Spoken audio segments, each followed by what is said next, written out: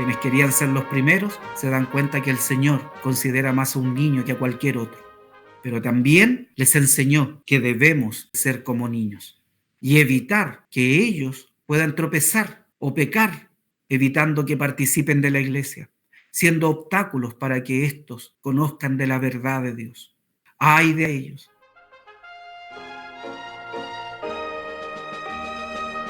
A esta hora, la Iglesia Metodista Independiente se reúne para presentar su programa En Espíritu y Verdad.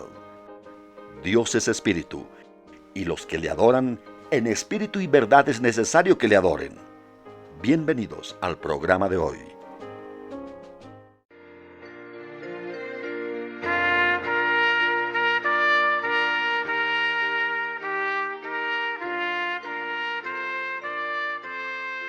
El Evangelio de Mateo, capítulo 18, de él voy a resaltar dos versículos, versículos 8 y 9.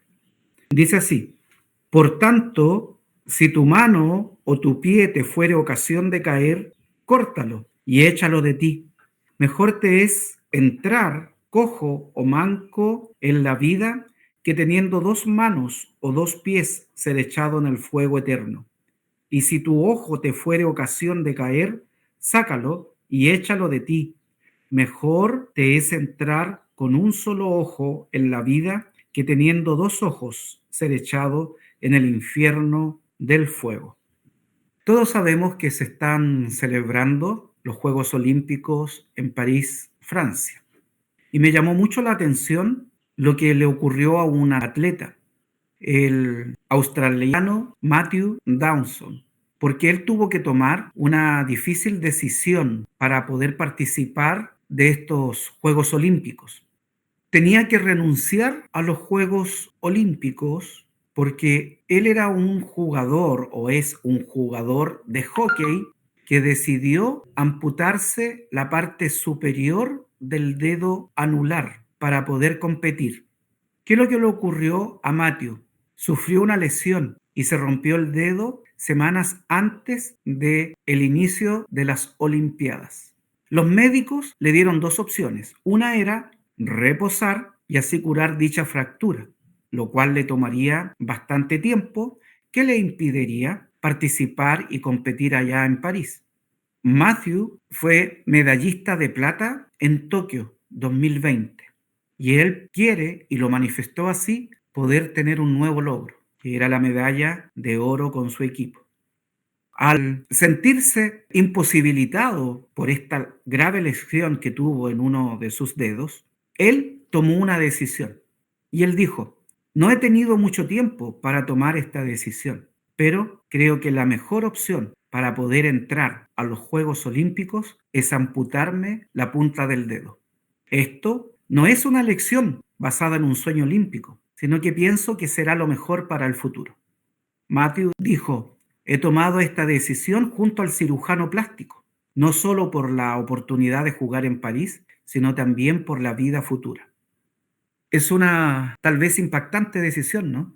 Pero que perseguía un objetivo, el poder participar de algo que él anhelaba en su corazón por muchos años y se preparó para eso. La lectura del capítulo 18 de Mateo nos habla de algo parecido, el versículo 8 y 9. Por tanto, si tu mano o tu pie te fuera ocasión de caer, córtalo y échalo de ti.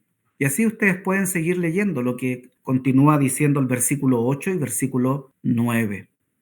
En la Biblia aparecen términos como ayes y en el contexto de Mateo capítulo 18 aparecen dos ayes que Jesús menciona y están relacionados con esta ilustración que utiliza Jesús para poder enseñarle a aquellos que le siguen que deben dejar todo para seguir adelante y llegar al reino de los cielos. No se debe confundir que Jesús está presentando un evangelio por obras, sino muy por el contrario, que es lo que veremos en el transcurso de esta predicación. El término ayes se utiliza para expresar sentimientos negativos, como lo son la angustia y el sufrimiento. Y de hecho, aparece en diferentes pasajes de las Sagradas Escrituras. Uno de ellos es el libro de Jeremías, donde se describe la destrucción de Jerusalén. Cuando se destruye Jerusalén, el templo, también con ellos, se escuchan las voces de aquellos que se lamentan de la caída de la ciudad. También el libro de Ezequiel utiliza el término Ayes para describir la destrucción de Tiro, una ciudad comerciante. Y los profetas advierten sobre el castigo divino que vendrá por los pecados del pueblo y se expresan en Ayes.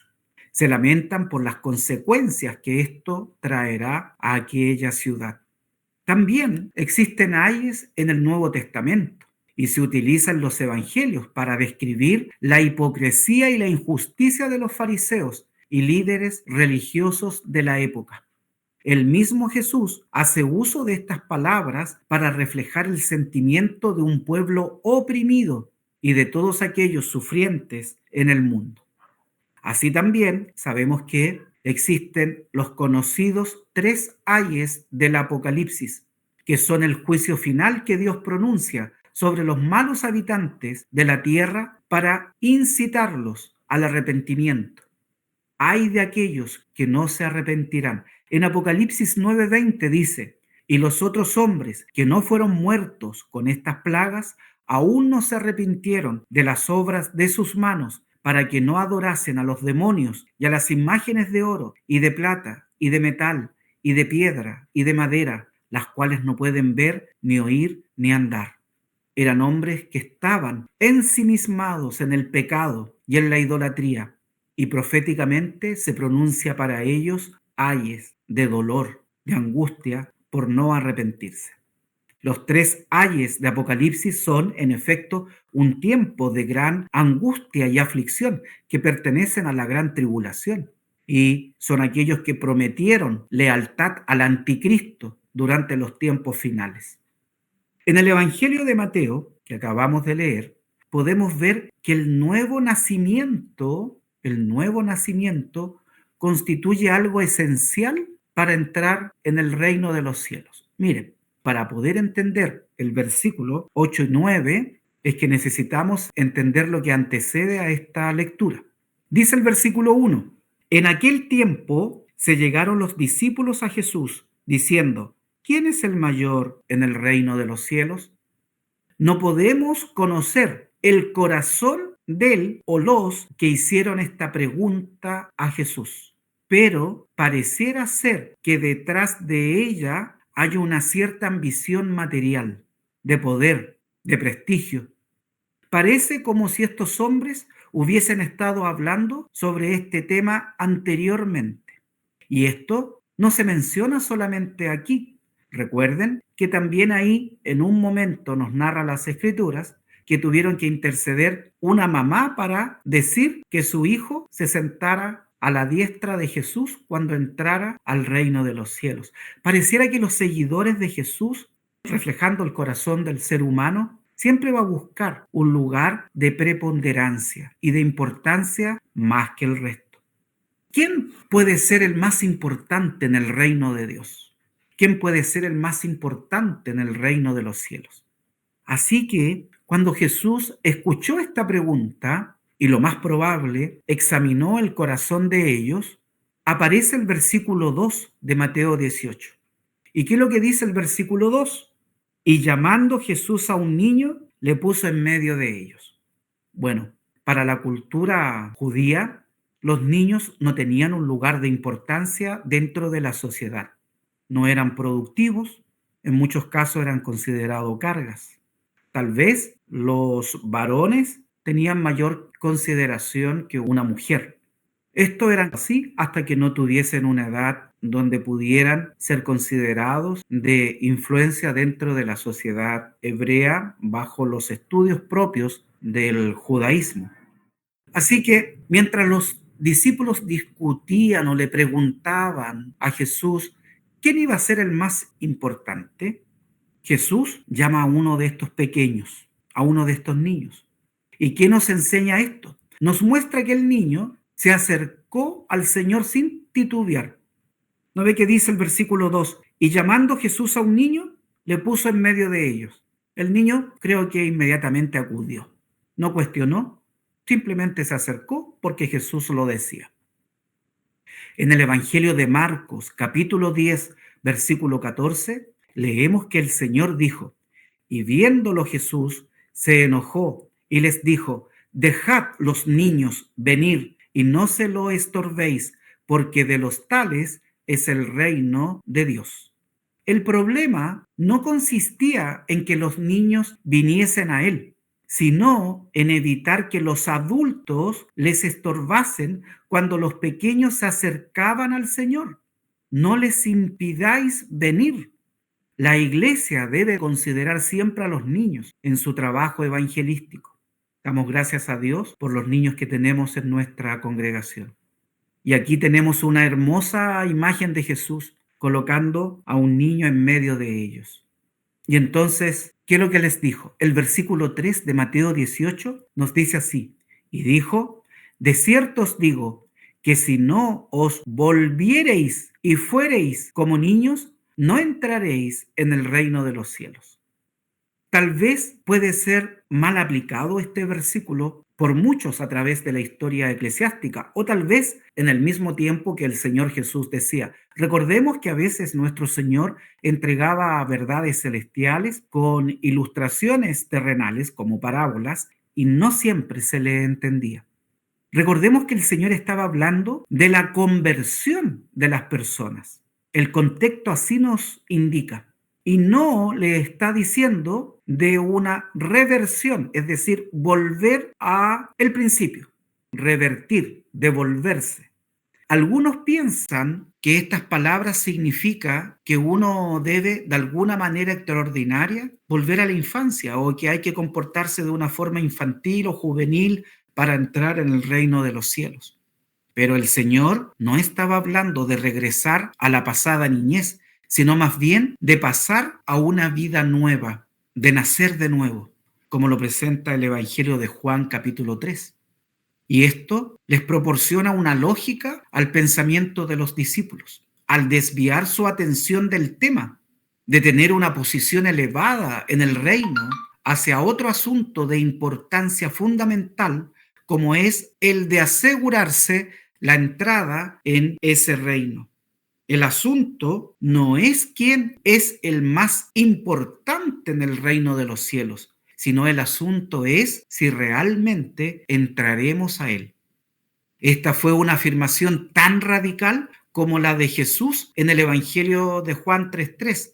Respondió Jesús y díjole, como dije anteriormente: de cierto te digo, que el que no naciera otra vez no puede ver el reino de Dios.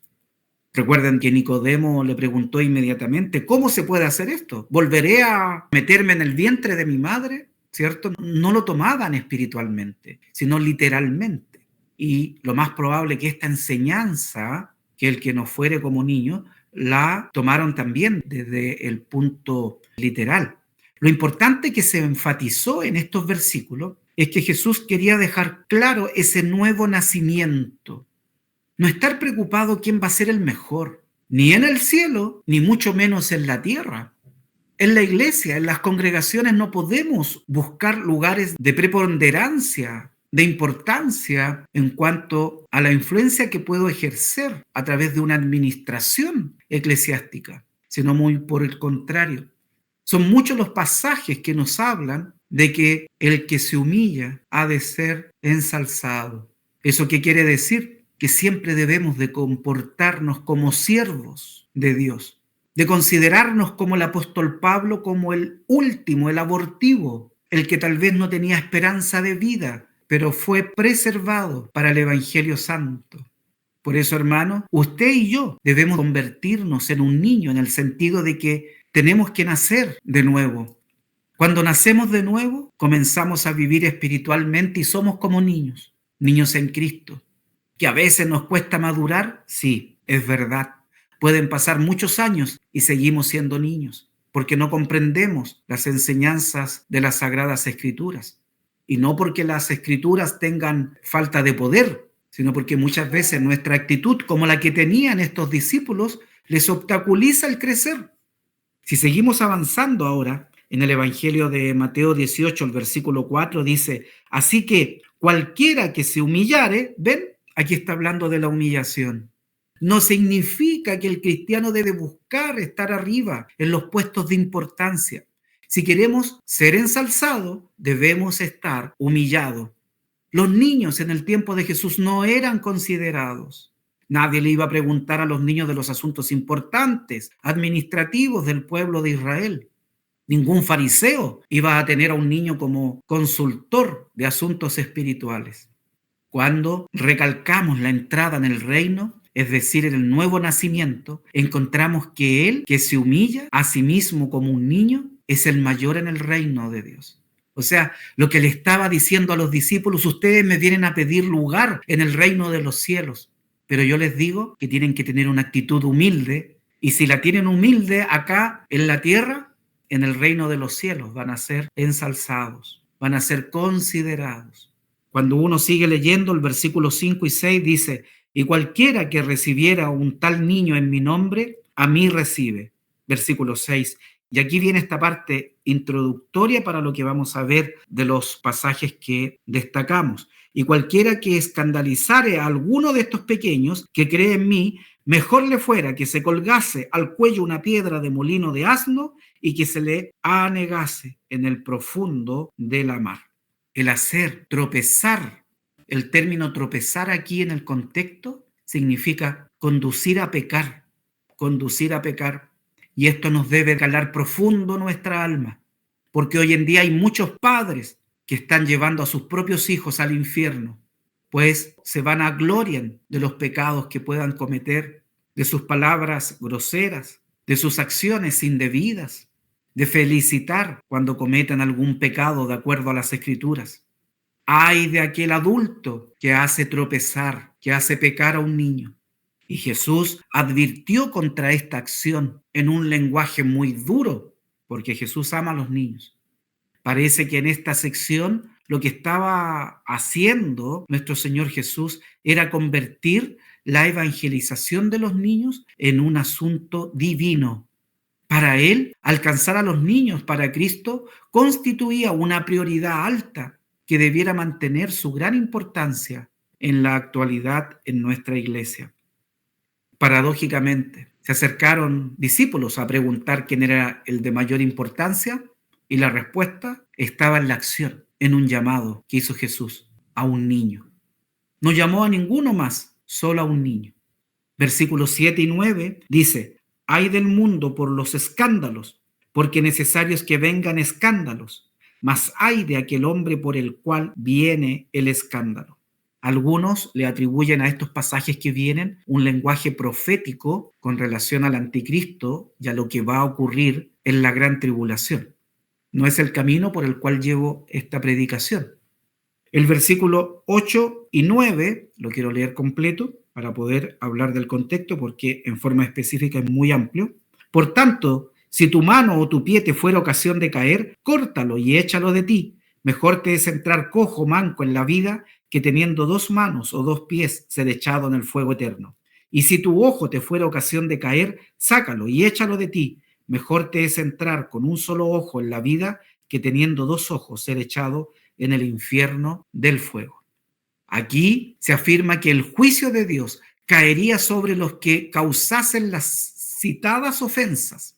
Jesús no estaba enseñando la necesidad de automutilarse, como cortarse una mano, un pie o sacarse un ojo, porque hacerlo no erradicaría la fuente de la ofensa que está en el corazón del hombre.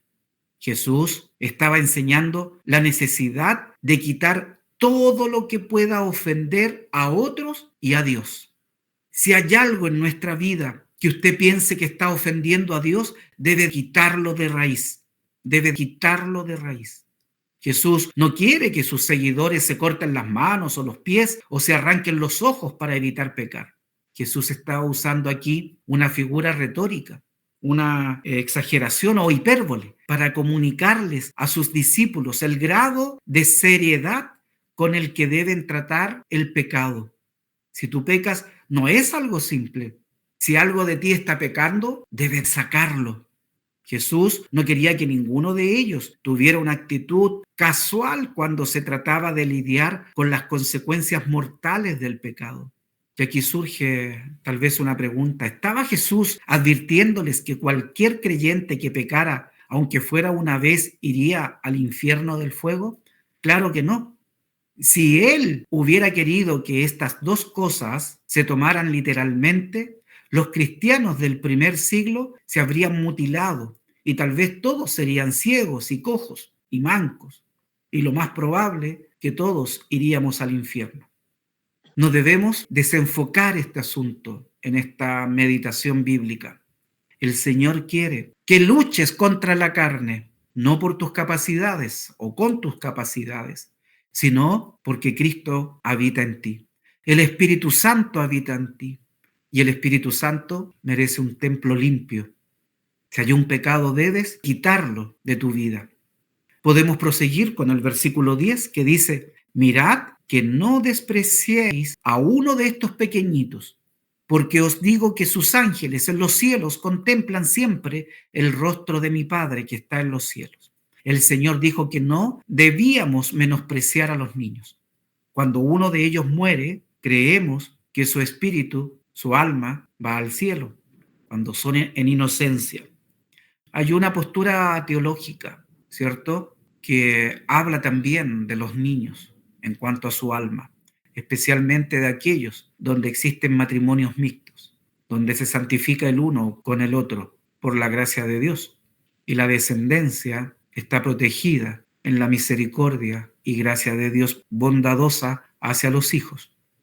Podemos recordar algo que le ocurrió al rey David, porque él supo bien lo que era pasar por una pérdida de un niño, pero también está relacionada con el pecado. Cuando el hijo que había tenido con Betsabé, recuerdan ustedes, cayó enfermo, se preocupó muchísimo por la vida del niño. El episodio se relata en el segundo libro de Samuel, capítulo 12, del versículo 15 al 23. Dice que el rey ayunó, lloró y estuvo toda la noche acostado en el suelo. Pero cuando finalmente el niño murió, el rey se levantó, se lavó, cambió sus ropas, fue a casa de Dios y adoró. Sus siervos quedaron desconcertados por esa actitud y la explicación que les dio David se registra en la Biblia. Dice así en el versículo 18 del libro segundo de Samuel 2. Viviendo aún el niño, yo ayunaba y lloraba, diciendo: ¿quién sabe si Dios tendrá compasión de mí, por manera que viva el niño? Mas ahora que ya es muerto, ¿para qué tengo de ayunar? ¿Podré yo hacerle volver? ¿Y cuál es la hermosa declaración? Yo voy a él, mas él no volverá a mí. Él tenía la certeza que se encontrarían en el reino de los cielos. Él tenía confianza en que un día estaría otra vez con él. Esta es una hermosa verdad para todos nosotros, especialmente si es que existe en algunas de nuestras congregaciones, que la hay, que han perdido a algún niño pequeño siendo hijos de Dios. Es importante destacar estos sentimientos del Señor por los niños, particularmente en la época en que hoy en día vivimos, cuando los niños son llevados por ideologías foráneas que lo único que hacen es ser tropezaderos de los infantes. Casi todas las semanas las noticias nos recuerdan los abusos, la violencia y la explotación que sufren los niños, sorprendentemente en las sociedades más avanzadas. Por todo ello, el Señor utilizó en este pasaje bíblico el lenguaje más duro posible para advertir sobre estos graves problemas que ha enfrentado la infancia en todos los tiempos. Jesús nos está mostrando que el pecado es la razón de la ira de Dios que vendrá con su juicio. Las personas que no pongan su fe en Cristo no podrán salvarse del juicio sobre sus pecados en el infierno. Por lo tanto, las personas que creen en Jesús deben hacer lo posible para no pecar y para evitar provocar que otros pequen. El Señor les entregó un mensaje claro.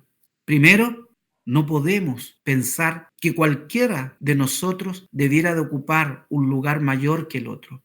Muy por el contrario, debemos estar agradecidos si entramos al reino de Dios.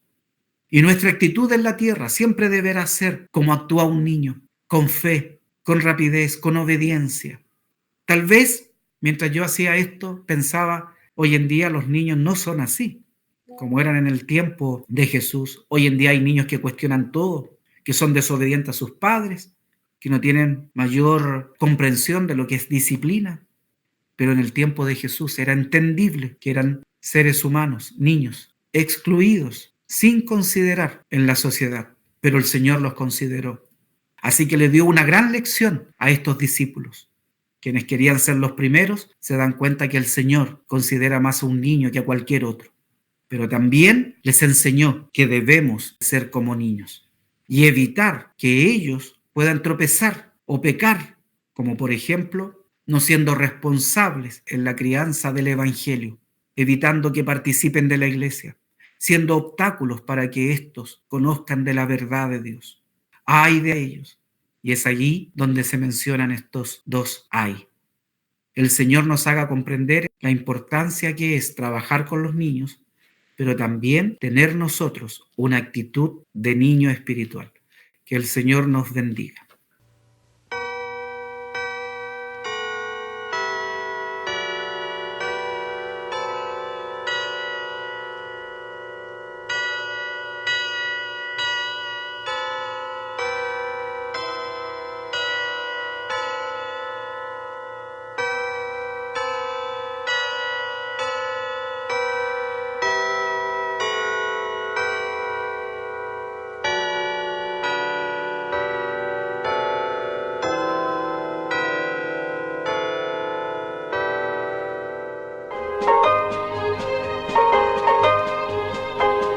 Hasta aquí, la Iglesia Metodista Independiente ha presentado En Espíritu y Verdad. Dios es Espíritu, y los que le adoran, en espíritu y verdad es necesario que le adoren. Que el Señor les bendiga.